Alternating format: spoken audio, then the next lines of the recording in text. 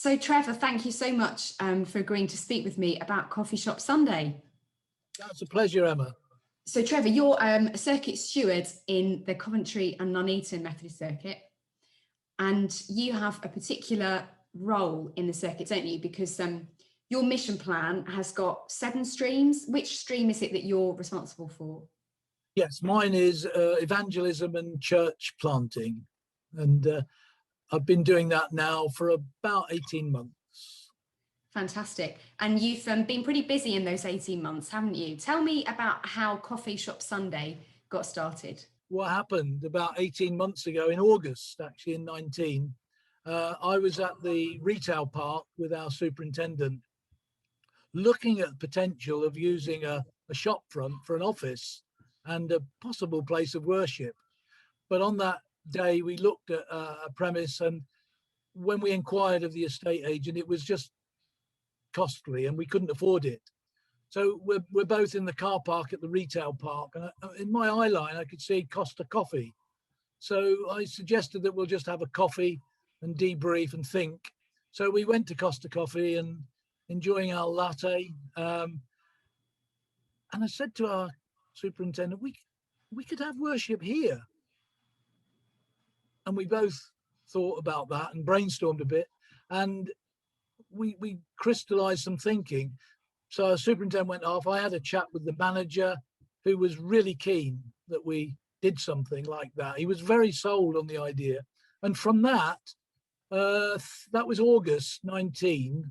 And by the 1st of December, we were operating in Costa Coffee on a Sunday afternoon. And that was how it worked. I guess the vision was always there that we wanted to meet God in an ordinary place. That's really our strapline. So tell me a bit about what you used to do in person for Coffee Shop Sunday, and then what you do now, because I'm guessing you have to do it a bit differently. Quite right.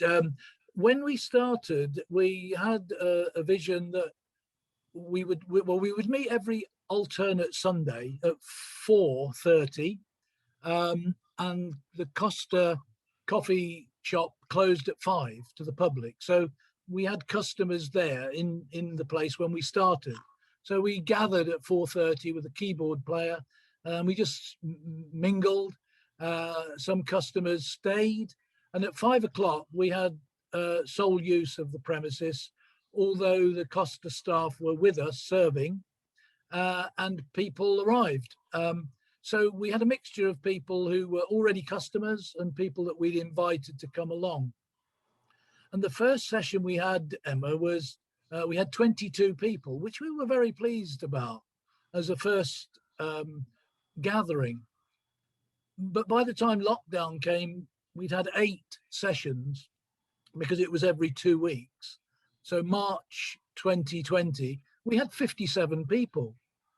Now, that 57, the capacity of the building is only 66. So we were getting to a point where we were filling the place up, which was God at work. It was just incredible. And 40% of those people were people that we didn't know. They were customers, or they were people who'd heard about it, word of mouth. And so that was the joy, really, that 60% we knew, people who were already going to church or known to us, but 40% we didn't know. And that was just amazing. We operate on the basis that from 5, it is a place of worship, although that's not really the language. It's still a coffee shop, but we worship in it. The Costa staff are working around us to get ready to close the store at 6 o'clock. We have a keyboard player, we have songs, we have talks, and we have interactive discussion. We have craft going on. It's welcome. Anyone is welcome. We have no rules about who can come.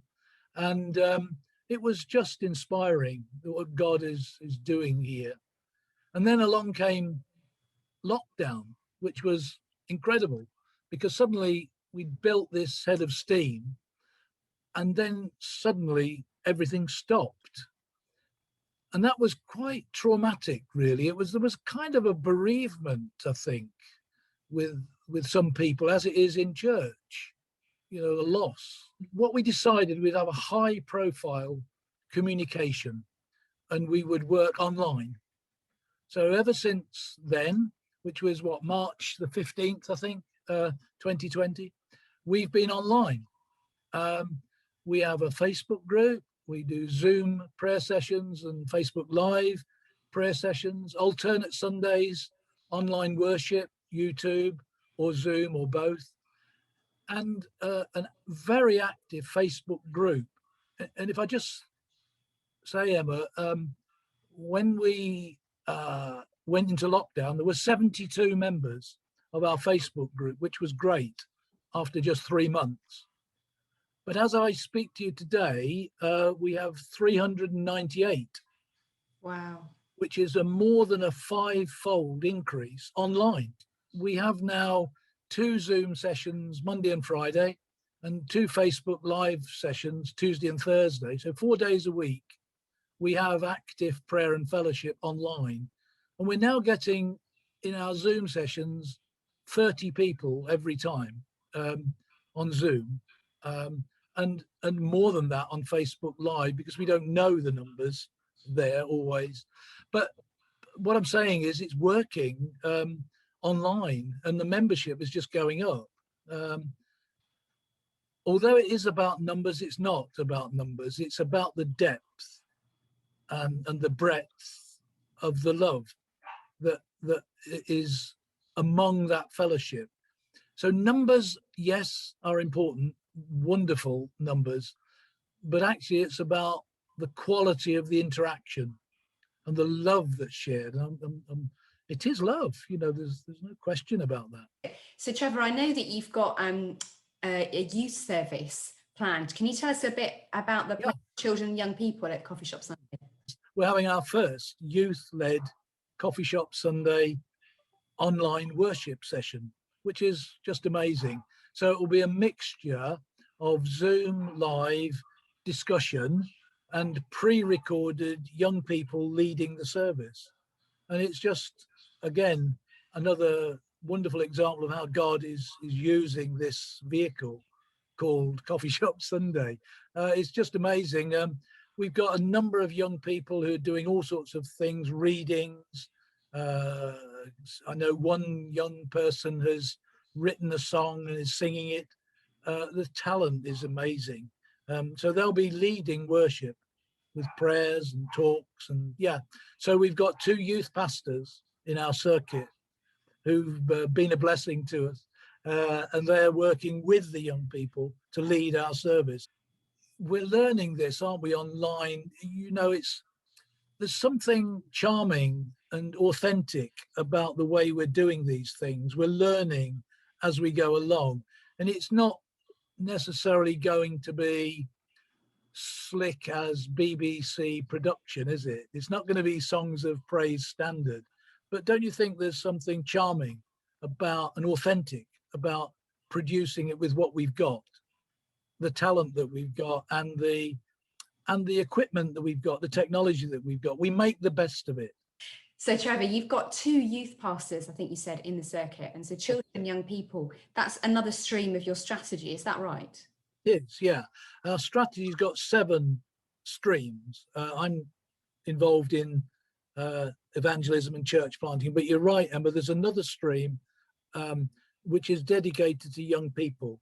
And as a result of having that stream given a high priority, we have 2 now youth pastors, both who started work in September last year, a few months ago, and they're making a great impression. They're getting to know young people, getting to know what resources we have in our circuit, and promoting young people, encouraging young people. We thank God that we've had both of them now with us, reaching out to young people, bringing young people to God, and taking God to young people. So Trevor, during lockdown, you've been producing prayer booklets as part of Coffee Shop Sunday, and I believe you've got one being published that the young people have written themselves. Is that right? That's right. Yeah, that will be published by April, and the content is completely written by young people, and it comprises prayers, reflections, music, songs, and it's just part of the strategy of producing prayer booklets. This will be there'll be 6 published by April. We've already published 4, and this latest one from young people is just amazing. We decided, Emma, that we would leave the content unedited, authentic, and it is what it is from young people.